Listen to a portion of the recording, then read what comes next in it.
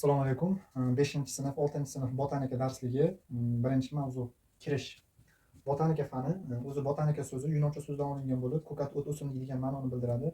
Botanika fani shu o'simliklarning kelib chiqishi, hayoti, tuzilishini o'rganadigan fan. Botanika fanining o'zini asosiy bo'limlari bor. Ular kitobda 12 ta berilgan. Birinchisi morfologiya. Morfologiya o'simliklarning organlarini, tashqi tuzilishini o'rganadigan fan.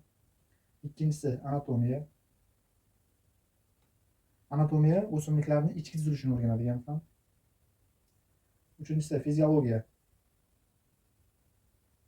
Fiziologiya o'simliklarni tashqi muhit bilan boradigan fiziologik jarayonlarini, ya'ni fotosintezga o'xshagan jarayonlarni o'rganadigan fan.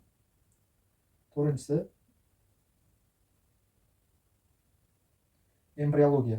Embriologiya o'simliklarni ko'payish organlari hamda ko'payishi bilan bog'liq bo'lgan jarayonlarni o'rganadigan fan. Beshinchisi geobotanika. Geobotanika o'simliklarni yer yuzida tarqalishini o'rganadigan fan. 6. Paleobotanika. Paleobotanika qazilma holdagi o'simliklarni o'rganadi. 7. Aleologiya. Aleologiya suvo'tlarini. 8. Briologiya. Briologiya yo'sinlarni o'rganadi. 9. Lexinologiya. Lexinologiya lishayniklarni o'rganadi. 10. Sistematika. Sistematika shu o'simliklarni kelib chiqishi turiga qarab turib guruhlarga, sinflarga bo'luvchi fan. 11-si ekologiya. Ekologiya o'simliklarni tashqi muhit bilan bog'liqlik joylarini o'rganadigan fan. Va oxirgi 12-si introduksiya, iqlimlashtirish.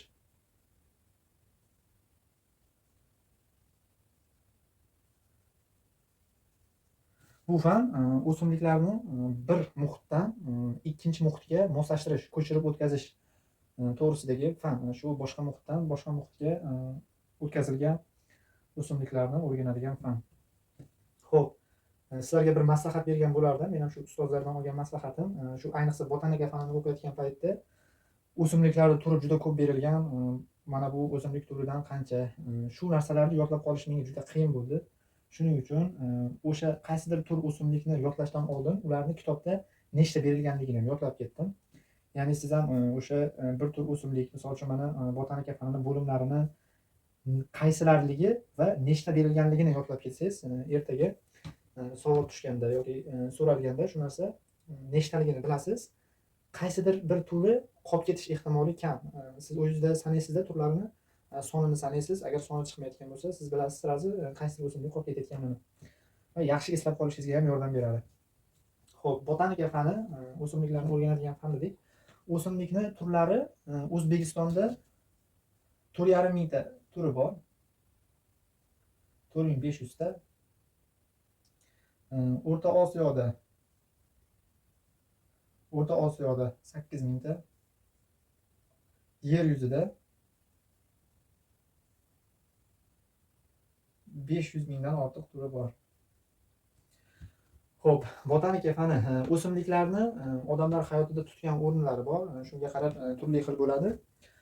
Misol uchun ozuq sifatida ishlatiladigan o'simliklar, boya aytganimdek, ularda nechta berilganligigacha yozib ketamiz. Ozuqa sifatida 7 ta o'simlik turi berilgan. Ularga birinchisi malina, 2 do'lana, 3 qulpunak, 4 olxo'ri, 5 tut, 6 piroch, 7 ukrop.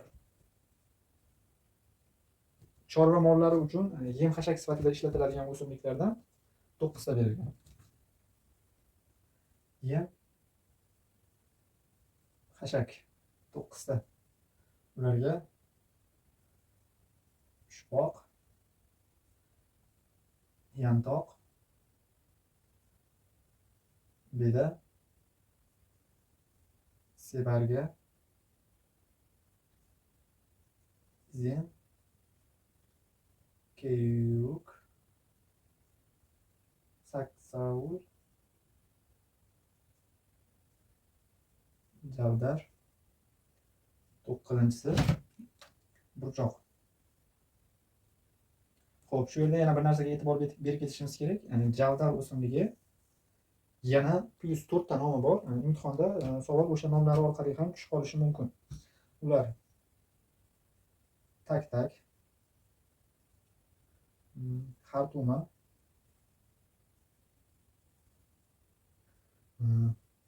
tog' arpa, piyozli arpa.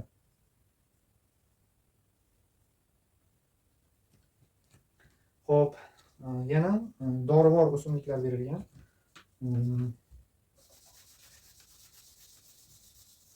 Dorivor o'simliklarga 3 ta o'simlik turi berilgan. Ular isiriq, chakanda, zutturun va qizil kitobga kiritilgan o'simliklar. Ular ham 3 ta berilgan. 3 ta. Ular xolmon, chirachi, sallagul. Xo'p, yana ustozlar aytadi, shu qizil kitobga kiritilgan o'simliklarni imtihonda tushganda ba'zida barglari poyasida to'p barg, halqa hosil qilib joylashadigan o'simlik turini belgilang deb kelib qolishi mumkin. Bu qizil kitobga kiritilgan uchala o'simlikning ham bargi poyasida halqa hosil qilib joylashgan bo'ladi. Endi botanika fanini birinchi bo'lib o'simliklarni o'rganishni boshlagan olim Teofaras hisoblanadi. Teofaras 400 tacha o'simlikni ta'rifini berib o'tgan va bir o'simlik turi boshqa o'simlik turiga aylanishi mumkin degan fikrni olg'a yuritgan. Birinchi bo'lib o'simliklarni o'rgangan olim Teofaras. U 400 ta o'simlikka ta'rif bergan. Xo'p, o'zimiz O'zbekistonda ham o'zini botanikaga hissasini qo'shgan olimlardan avvalo Abu Rayhon Beruniy, Abu Ali ibn Sinolar. Abu Rayhon Beruniy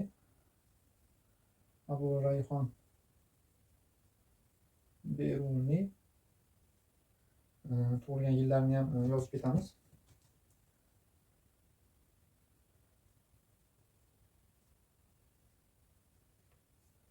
Xo'p, kitob As-Saydana Fittib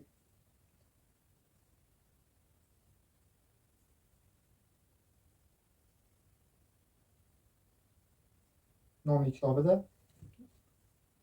Abu Ali ibn Sino 980 1037.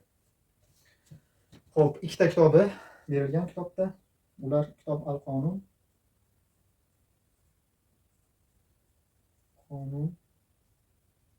Fittib va kitob Ushfo.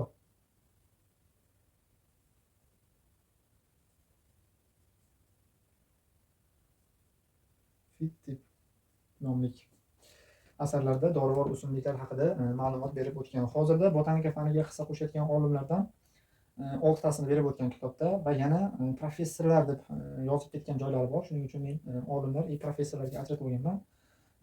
Botanika faniga o'z hissasini qo'shgan olimlardan 6 ta bergan. 6 ta. Ular Zokirov, 2 Muzaffarov, Karovin, Vedensky, Rusanov hamda 6-si Granitov. Xo'p, endi professorlar.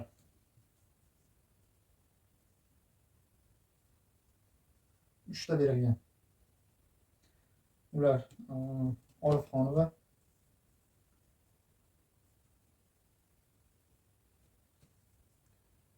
Sahobiddinov,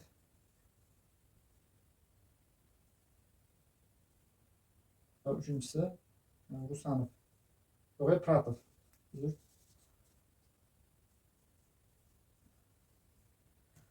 Bular professorlar. Yana qadimgi Turkistonda yashab o'tgan 11-asrda Mahmud Qo'shagariy o'zini Devonul Lug'atut Turk nomli asarida 200 ta o'simlikka, o'sha Turkiston hududida uchraydigan 200 ta o'simlikka ta'rif berib o'tib ketgan. Ya'ni 11-asrda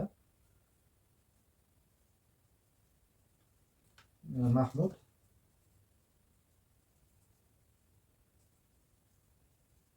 Qo'shagariy Devonul Lug'atut Turk nomli asarida 200 ta o'simlikka ta'rif berib o'tgan. Xo'p, botanika fani 5-sinf, 6-sinfning birinchi kirish mavzusida berilgan ma'lumotlar shular.